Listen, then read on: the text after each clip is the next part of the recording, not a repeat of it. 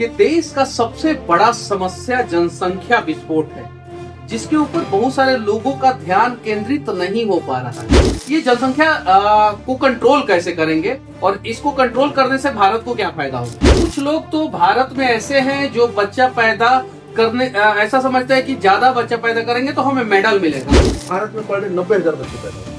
चीन से डबल बच्चे पैदा होते हैं भारत में पैदा होते हैं। भारत में पैदा होते हैं। देखिए, भारत की समस्याएं अगर आप ध्यान से देखिए ना, जल जंगल जमीन की समस्या, रोटी कपड़ा मकान की समस्या, गरीबी भूखमरी कुपोषण की समस्या, प्रदूषण की समस्या, बढ़ते अपराध की समस्या। आज की डेट में दिल्ली एनसीआर में लोगों की जो उम्र है 12 साल कम हो चुकी है। ये सर्वे आया है, साइंटिफिक सर्वे आया है कि भारत दिल्ली के एनसीआर के लोगों की उम्र 12 साल कम हो चुकी है। क्यों? यानी सबसे खतरनाक जगह दिल्ली एनसीआर हो चुका है। भगवान राम ने कहा कि इस समय छोटा परिवार सुखी परिवार, इसलिए उन्होंने कहा 2 बच्चों वाली नीति लागू होगी। भगवान राम के 2 बच्चे, लक्ष्मण जी के 2 बच्चे, भरत जी के 2 बच्चे, शत्रुघ्न जी के 2 बच्चे। इस सर्तल से जुदा का नारा आपने कभी सुना? तो कुवैत में लगता है नहीं, दुबई में लगता है नहीं, अरब में लगता है नहीं, चीन में लगता है नहीं, सिंगापुर में लगता है। ये भारत में क्यों लगता है? कानून घटिया है। कानून का खौफ नहीं है यहाँ पे। आप 2-4 सर्तल से जुदा करने वालों का सर्तल से जुदा कर दीजिए, जेल में डाल के लटका दीजिए फांसी पे। देखिए क्या है किसी की हिम्मत है सर्तल जुदा करने की? हर साल 10,000 लोग मर जा रहे हैं एयर पोल्यूशन से। सिर्फ एयर पोल्यूशन एनसीआर में 10,000 लोग मर रहे हैं। भारत में तो ऐसे भी लोग हैं जो टैक्स नहीं देते, 1 रुपए टैक्स नहीं देते, खाते हैं। गमले में गोभी उगा के 5-5 करोड़ का टैक्स की छूट ले लेते हैं। लोग भारत में क्या कर रहे हैं कि पता चला उनके पास 3 बीघा खेत है, उसी में ही इतनी एग्रीकल्चर पैदा कर रहे हैं कि 2-2 करोड़ का बिक रहा है, 3-3 करोड़ का बिक रहा है, 4-4 करोड़ का बिक रहा है। ये भ्रष्टाचार के खिलाफ कठोर कानून बनाइए। मैं कह रहा हूँ पूरा भारत खाली हो जाएगा। सीधे पता चल जाएगा कि यार ये तो 5,000 करोड़ का मालिक है, ये तो 10,000 करोड़ का मालिक है, ये तो 15,000 करोड़ का मालिक है। भारत में कम से कम 300 पॉलिटिकल परिवार भारत छोड़ के भाग जाएंगे, और भागेंगे कोई अनाथ नहीं हो जाएंगे। उनके पास ऑलरेडी ऑस्ट्रेलिया में बंगला है, इंग्लैंड में बंगला है, तो उन्होंने वहां बंगले बना रखे हैं। एक सिविल इंजीनियर, एक मैकेनिकल इंजीनियर, मनीष कश्यप में और अश्विनी उपाध्याय, ये सुप्रीम कोर्ट के वरिष्ठ वकील हैं और मैं यूट्यूब पे वीडियो बनाता हूं, सोशल मुद्दों पे बातचीत करता हूं। आज हम दोनों इंजीनियर जो है देश का सबसे ज्वलंत मुद्दा जो जनसंख्या है वो विस्फोट हो चुका है, उसके बारे में बातचीत करेंगे। तो सबसे पहले हमारे चैनल पे आपका स्वागत है। बहुत बहुत धन्यवाद मनीष जी।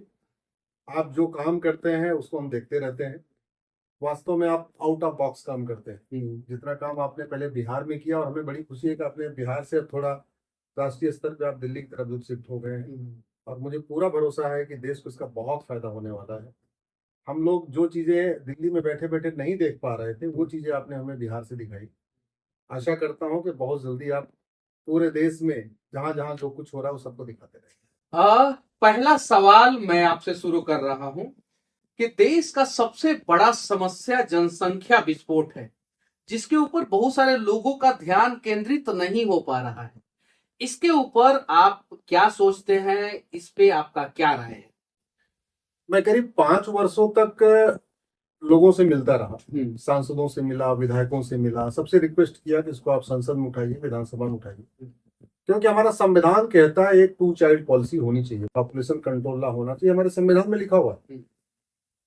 तो पहले लोगों को विश्वास नहीं होता था, कुछ लोग कहते थे नहीं बच्चा रोक कैसे लग सकती है बच्चा पैदा करने को।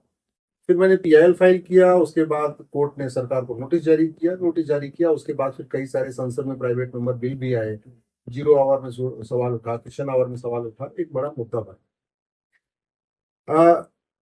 आप भारत की समस्याओं की वाईफाई एनालिसिस करिए, रूट काज एनालिसिस जिसको कहते हैं। किसी भी समस्या में 5 बार वाई लगा दीजिए तो आपको उसका रूट काज मिल जाएगा।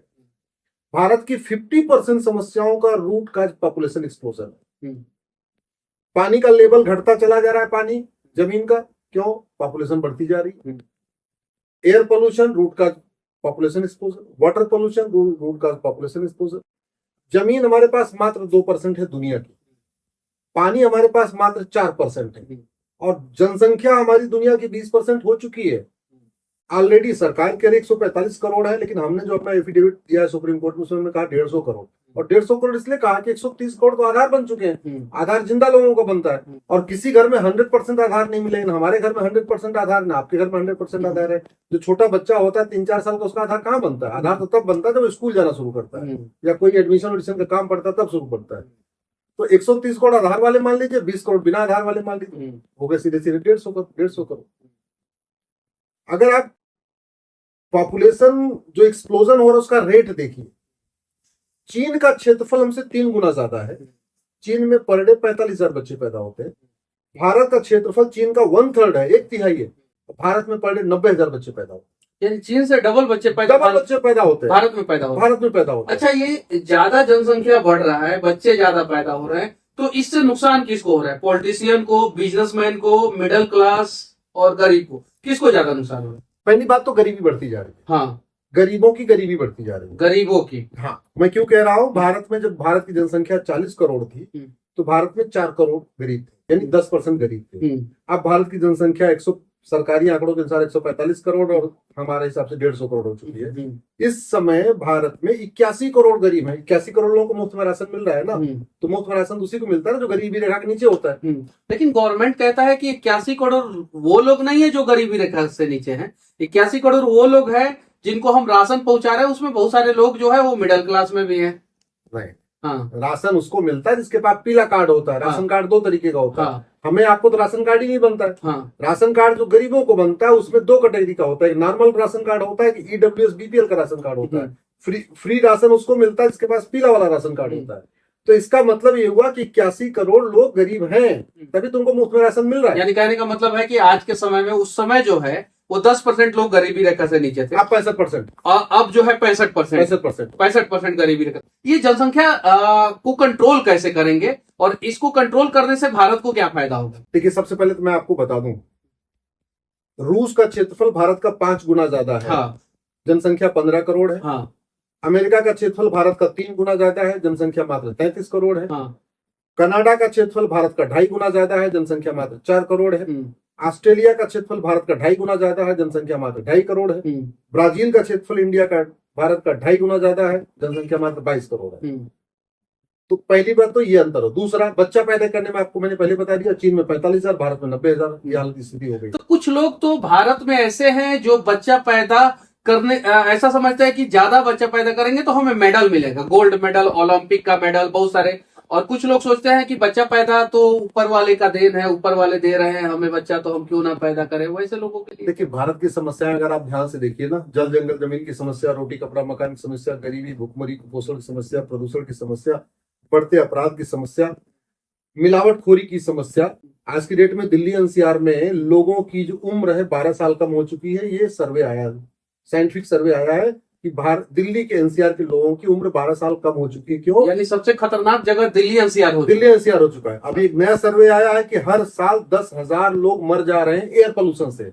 सिर्फ एयर पोल्यूशन एनसीआर में 10,000 लोग मर रहे हैं। तो सोच लीजिए कि नकली सब्जी खा कितने मिल रहे हैं, नकली दूध पी के कितने मर रहे हैं, नकली घी खा के कितने मर रहे हैं, नकली तेल मसाला खा के कितने मर रहे हैं, वो कैंसर वाला गेहूं खा के कितने और मर रहे हैं। भाई अल्टीमेटली हो क्या रहा है? जमीन तो 2% है ना, और जनसंख्या 20% हो गई दुनिया की। तो उत्पाद बढ़ाने के लिए यूरिया बढ़ाई जा रही है, डाई बढ़ाई जा रही है, पोटास बढ़ाई जा रही है, खूब जम के उसमें केमिकल डाला जा रहा है, खाद डाली जा रही है, तो लोग कैंसर। सरकार को इस पे क्या करना चाहिए? सरकार को तत्काल हम दो हमारे दो सबके दो लागू करना चाहिए। ये भारत का संविधान कहता है, ये भारत की परंपरा भी कहती है। मानव इतिहास में सबसे पहले हम दो हमारे दो लागू करने वाले भगवान श्री राम। मानव इतिहास की बात कर रहा हूँ। उत्तरकांड में इसका वर्णन भी है। एक नारी व्रत, उस समय भगवान राम ने कहा था कि पूरे प्रजा सब लोग एक नारी का व्रत लेंगे, कोई दूसरा विवाह नहीं करेगा। और उसको पालन करने के लिए भगवान राम, लक्ष्मण, भरत, शत्रुघ्न ने एक विवाह किया।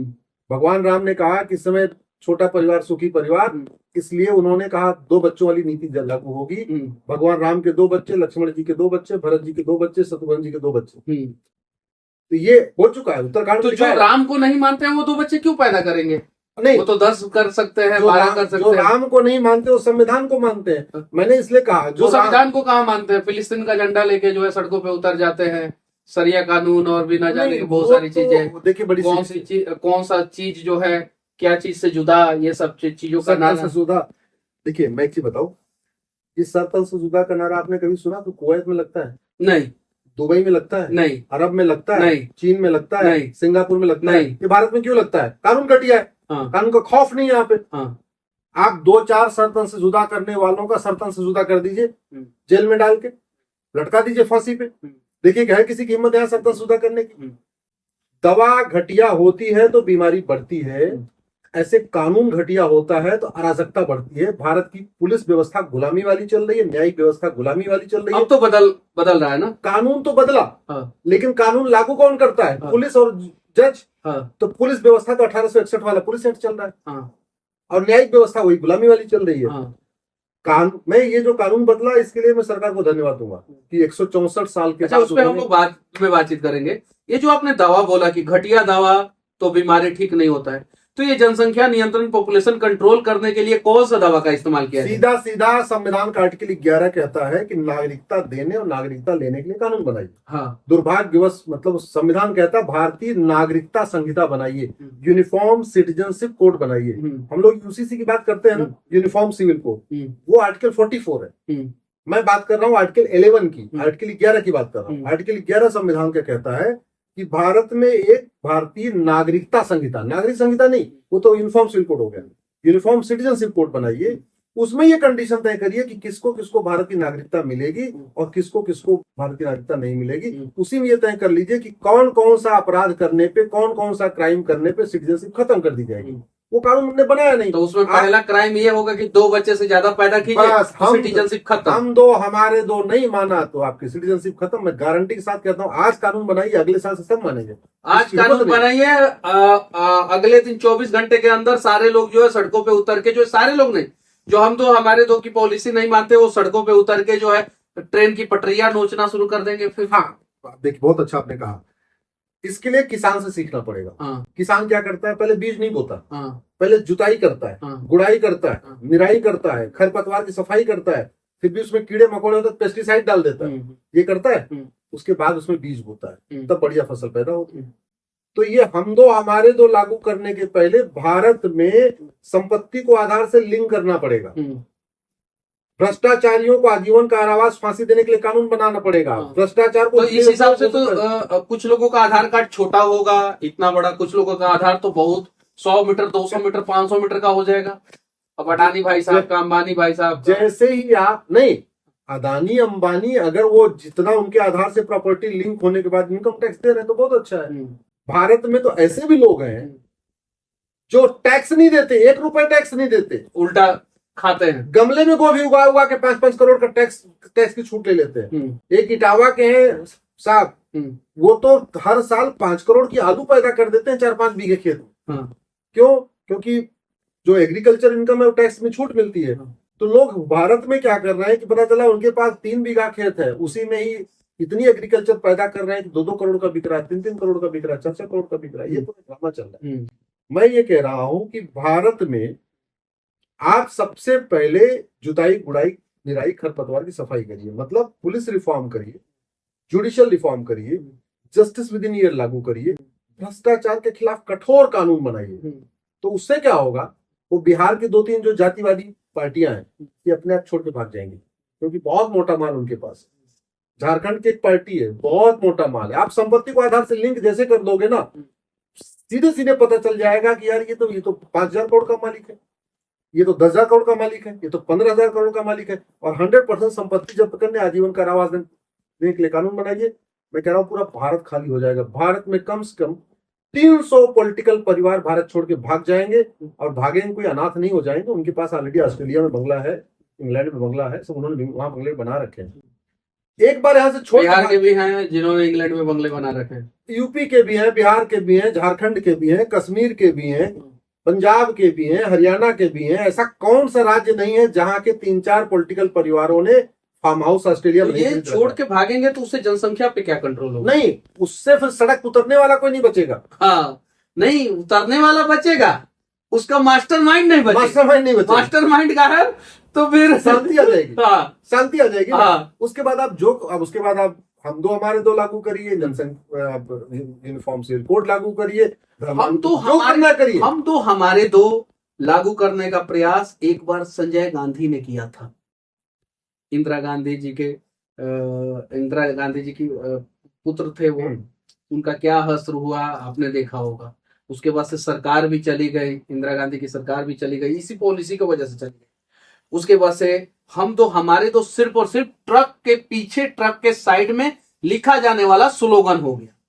कभी किसी घर पे देखे हैं लिखे हुए हम दो हमारे दो? किसी ऑफिस में देखे हम दो हमारे दो? या किसी सार्वजनिक स्थल पे लिखे हुए देखे हम दो हमारे दो? सिर्फ ट्रक के पीछे लिखा हुआ रहता है हम दो हमारे दो। यानी इस देश के ट्रक ड्राइवर और ट्रक पे काम करने वाला क्लीनर वो जानता है कि देश को चलाना है तो हम दो हमारे दो चाहिए, क्योंकि वो ट्रक ड्राइवर ही पूरे देश का अर्थव्यवस्था को चलाता है। पूरा उसी के चक्के पे जो है, उसी के स्टीयरिंग पे, उसी के ब्रेक पे, क्लच पे, गियर पे जो है पूरा देश का अर्थव्यवस्था चल रहा है। तो ट्रक ड्राइवर जानता है, लेकिन इस देश के पॉलिटिशियन, बड़े बड़े सोशल वर्कर, बिजनेसमैन, ये लोग नहीं जानते हैं। तो इन लोगों को कैसे समझाया जाएगा?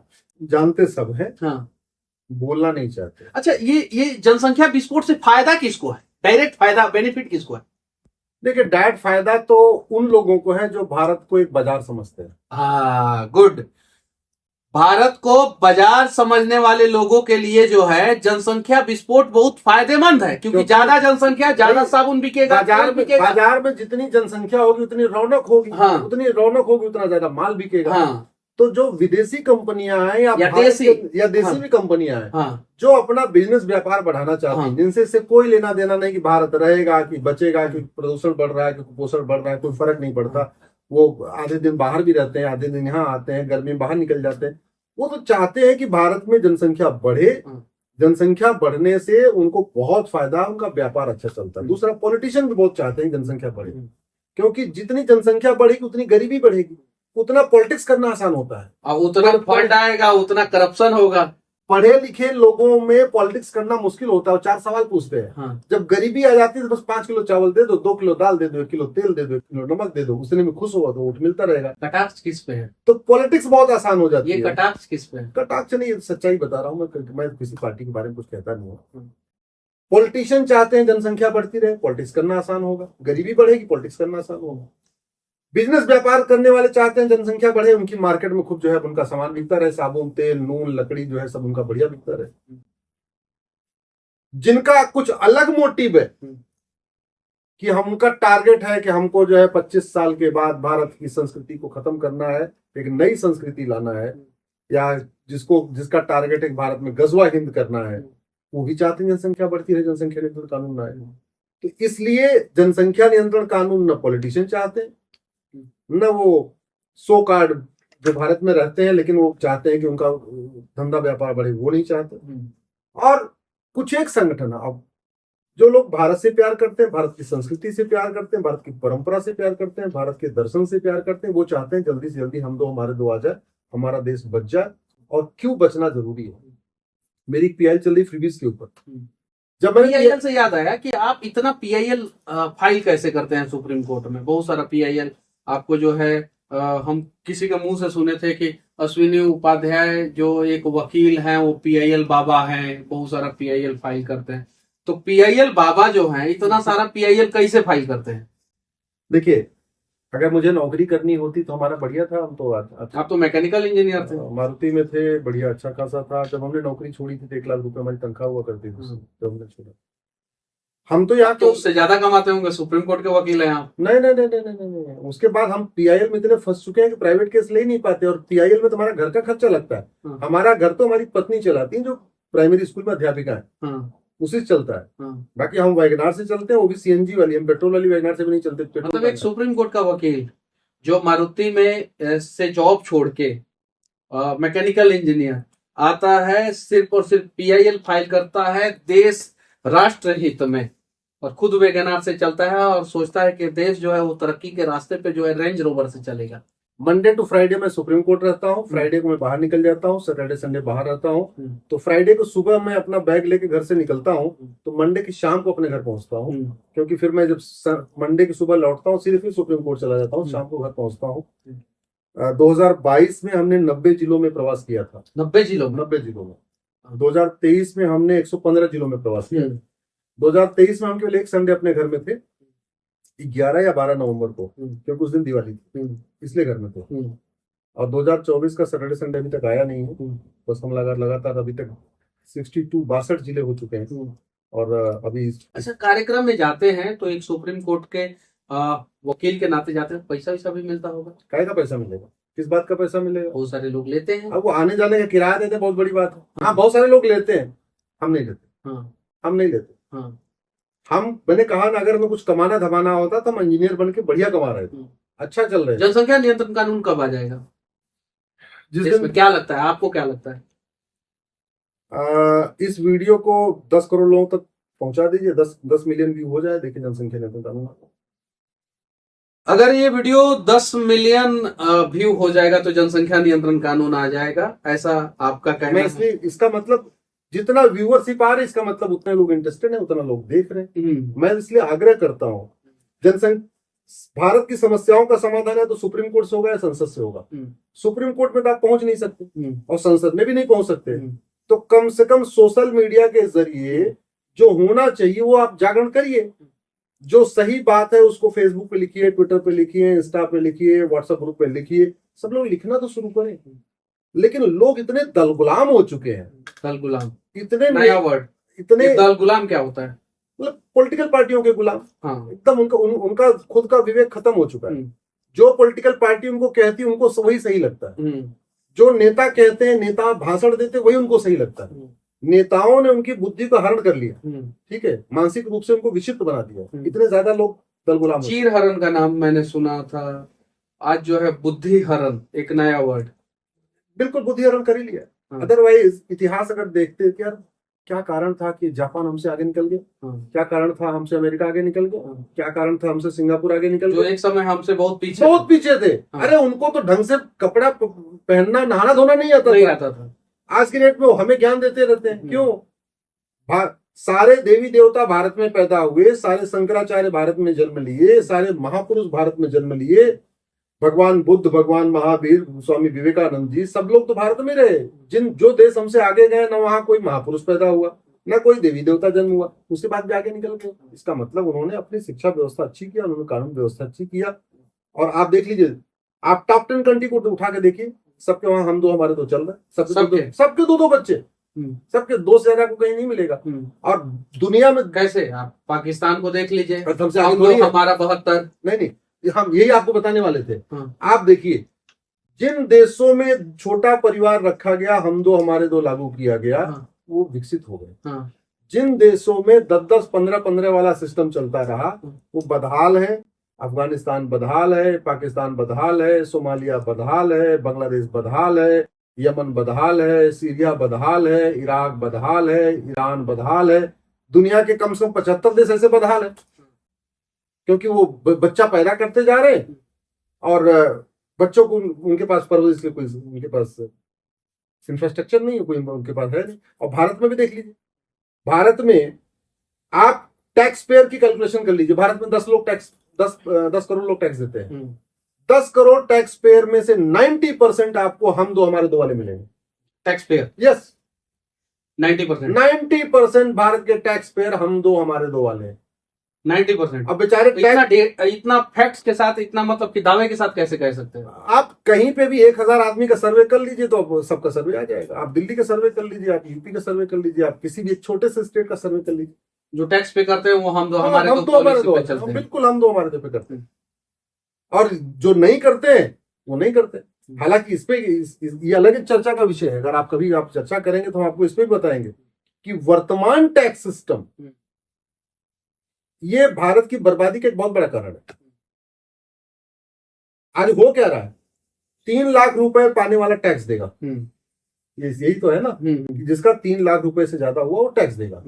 3 लाख का मतलब महीने में 25,000 कमाने वाला, यानी पर डे 822 रुपए कमाने वाला। ठीक है, तो इसका मतलब ये हुआ कि जो सिक्योरिटी गार्ड किसी कंपनी में काम करता है, ड्राइवर किसी कंपनी में काम करता है, अकाउंटेंट किसी कंपनी में काम करता है, जिसकी तनख्वाह 25,000 रुपए महीने है, यानी 822 रुपए पर डे है, वो तो टैक्स देगा। ठेला चलाने वाले 1,500-2,000 रुपए कमाते हैं, प्लम्बर का काम करने वाले 1,500-2,000 रुपए कमाते हैं, एसी मैकेनिक का काम करने वाले 1,500-2,000 रुपए रोज कमा लेते हैं। स्टेशन का कुली भी नई दिल्ली में जाके देख लीजिए 1,500-2,000 रुपए रोज कमाता है। सब्जी फल मंडी में चले जाइए, 1,500-2,000 रुपए रोज कमाते हैं। तो भारत में ये जो वर्तमान टैक्स सिस्टम है, ये लोगों को मजबूर कर रहा है कि तुम ऑर्गेनाइज काम मत करो, अनऑर्गेनाइज काम करो। जैसे आपने टूर ट्रेवल का काम खोल दिया, तो टूर ट्रेवल का अगर आपने काम शुरू किया तो आपके ऊपर 5% जीएसटी भी लगेगी, और जैसे आप रजिस्ट्रेशन करा लोगे तो आपके ऊपर इनकम टैक्स भी लगेगा। अब आप उसको बाकायदा टूर ट्रेवल को रजिस्ट्रेशन मत कराओ, आप घर में एक गाड़ी अपने पिताजी के नाम, एक माताजी के नाम, एक भाई के नाम, एक भाभी के नाम, इसके उसके नाम खरीद के सब लोग एक गाड़ी चलाओ, उतने पैसा कमाओ। लेकिन अगर आप टूर ट्रेवल नहीं खोलोगे तो आपके ऊपर कोई टैक्स नहीं, न जीएसटी न इनकम टैक्स। मतलब कि अनऑर्गेनाइज काम बढ़ रहा है, ये टैक्स सिस्टम की वजह से बढ़ रहा है, बिल्कुल बढ़ रहा है। चलिए उस पर भी बातचीत करेंगे। बाकी जनसंख्या नियंत्रण कानून भारत में क्यों लागू किया जाना चाहिए, इससे क्या फायदा हो सकता है, क्या नुकसान हो सकता है, इसके बारे में आप लोग अपना राय जरूर रखें। हमारे साथ हमारे बड़े भाई, हमारे सीनियर मैकेनिकल इंजीनियर, बगल में सिविल इंजीनियरिंग का भी जो है वो हर कॉलेज में मैकेनिकल इंजीनियरिंग और सिविल इंजीनियरिंग का जो